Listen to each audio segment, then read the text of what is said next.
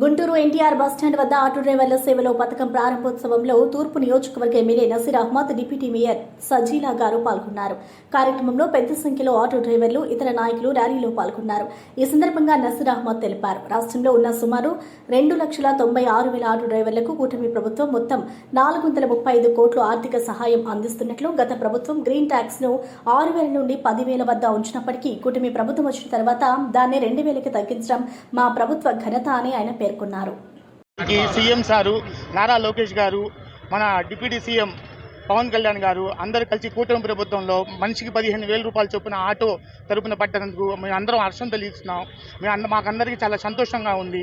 ఈ అవకాశం ఇచ్చిన మా సీఎం సార్ గారికి, మా తూర్పు నియోజకవర్గ శాసనసభ్యులు మా అన్న మొహమ్మద్ నసీర్ గారికి మేము చాలా ధన్యవాదాలు తెలుపుకుంటూ ఈ అవకాశం ఇచ్చినందుకు సెలవు తీసుకుంటాం.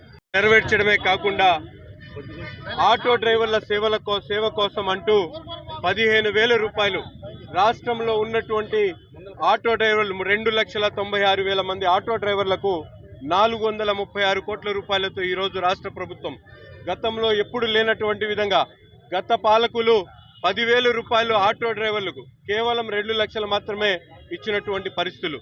ఈరోజు 235 కోట్లు జగన్ గారి ప్రభుత్వంలో ఇస్తే ఈరోజు చంద్రబాబు నాయుడు గారి ప్రభుత్వంలో 435 కోట్ల రూపాయలు ఇస్తా ఉన్నాం.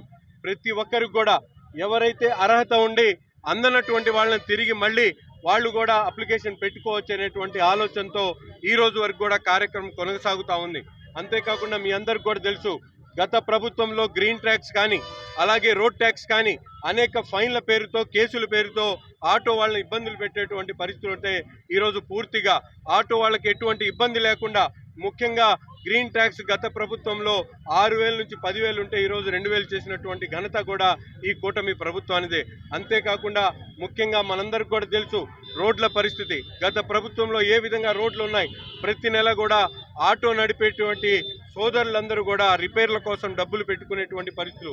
ఈరోజు రోడ్లన్నీ కూడా మరమ్మతులు చేసి దాదాపు 400 కోట్ల రూపాయలతో రాష్ట్రంలో పూర్తి స్థాయిలో 1,400 కోట్ల రూపాయలతో పూర్తి స్థాయిలో రోడ్లను కూడా మరమ్మతులు చేసినటువంటి ప్రభుత్వం ఈ కూటమి ప్రభుత్వం.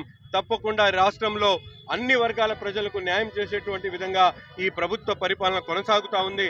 ఒక పక్కన ఆటో డ్రైవర్ల సేవ కోసం స్త్రీ శక్తి పేరుతో, దీపం పథకం పేరుతో, ఎన్టీఆర్ పెన్షన్ల పథకం పేరుతో తల్లికి వందనం కార్యక్రమం అన్నీ కూడా సూపర్ హిట్ చేసి ఈరోజు రాష్ట్రంలో ఒక మంచి పరిపాలనకు నాంది పలికినటువంటి చంద్రబాబు నాయుడు గారికి, పవన్ కళ్యాణ్ గారికి, నరేంద్ర మోడీ గారికి హృదయపూర్వకమైనటువంటి ధన్యవాదాలు ఆటో డ్రైవర్ల కార్మికుల తరపున తెలియజేస్తా ఉన్నాం.